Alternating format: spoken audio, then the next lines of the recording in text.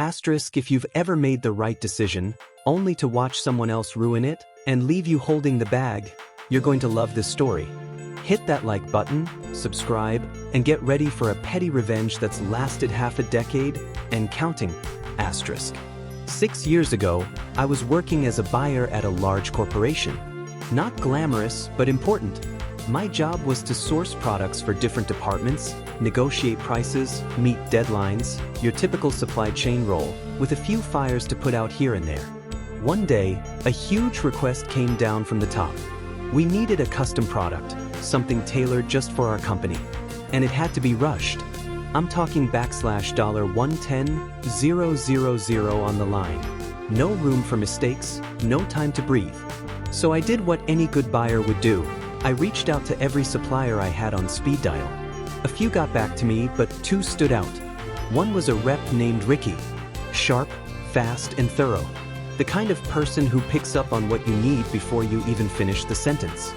Riki worked side by side with me, hammering out the design, getting samples rushed out to us. Samples that, by the way, ended up helping our marketing team stay ahead of schedule. The other rep? They did just enough to stay in the race. One sample, basic quality, same price. No urgency. No personal involvement. They were riding the bench while Riki was in the trenches with me. So, when the options were on the table, my recommendation was simple. Go with Riki. Better quality. Better partnership. Better everything. But my boss? Oh, my boss had other plans. He looked at the timelines and saw that the other vendor promised delivery 3 days sooner. On $110,000 project. So he shrugged, waved his hand, and said, "We'll go with vendor B. Riki's good, but we need this fast." I couldn't believe it.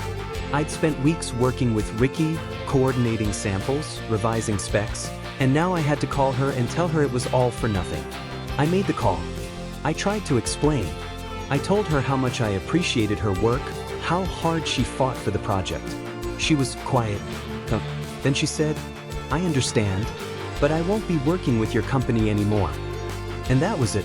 No yelling, no complaints, just a clean, professional goodbye. At first, I didn't think anything of it. People get passed over in business all the time. But then, something strange started happening. It started with one call. "Hi, Riki." I said asterisk, "No, sorry. Wrong number." Then another. "Riki, I saw your ad for car insurance." And then the text started. "Your loan has been approved, Riki." "Riki, your crypto wallet needs verification." "Hey Riki, hot singles in your area?" You get the idea. Within a month, I was getting 3-4 spam calls a day. Always addressed to Riki.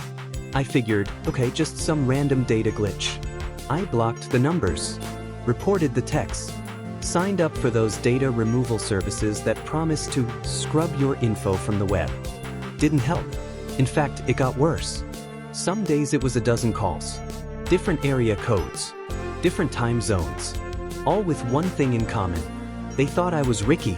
And remember, this all started right after I told her she didn't get the deal.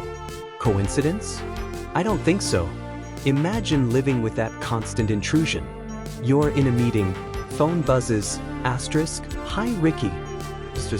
You're relaxing at home. Another asterisk, "Congratulations on your sweepstakes, Riki." It was like digital water torture. At some point, I even wondered, asterisk, was this my fault? Asterisk. All I did was follow orders. I wanted to go with her. I tried to advocate for her. But none of that mattered. Because in her eyes, I was the face of the betrayal. She'd spent hours helping me look good in front of my team, and I delivered the kill shot. So, whether it was her or someone she knew, I was now permanently on some spam list from hell. Here's the real kicker. Remember that other vendor my boss picked? The one with the faster delivery time? Yeah, they were nearly 3 weeks late.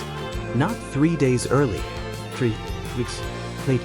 Asterisk, asterisk. The fallout was ugly. Our marketing team had to delay a campaign. There were meetings, apologies, finger pointing. My boss looked like a fool, but the damage was done. And Riki? She never had to lift a finger. She didn't go to HR, didn't write an angry email, didn't burn any bridges. All she did was make sure that every spam bot from here to Timbuktu thought I was her. And 6 years later, I'm still paying the price. Blocked numbers, in the hundreds. Spam filters, maxed out. And every time I get another "Hi Riki" voicemail, I think of her. And I gotta say, I kind of respect the long game. Sometimes the loudest revenge isn't loud at all.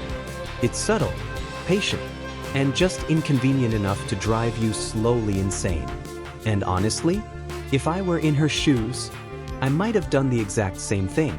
If this story gave you goosebumps or made you laugh in guilty appreciation, smash that like button and drop a comment. What's the pettiest or longest-lasting revenge you've ever seen? And don't forget to subscribe for more stories where karma plays the long game and always wins.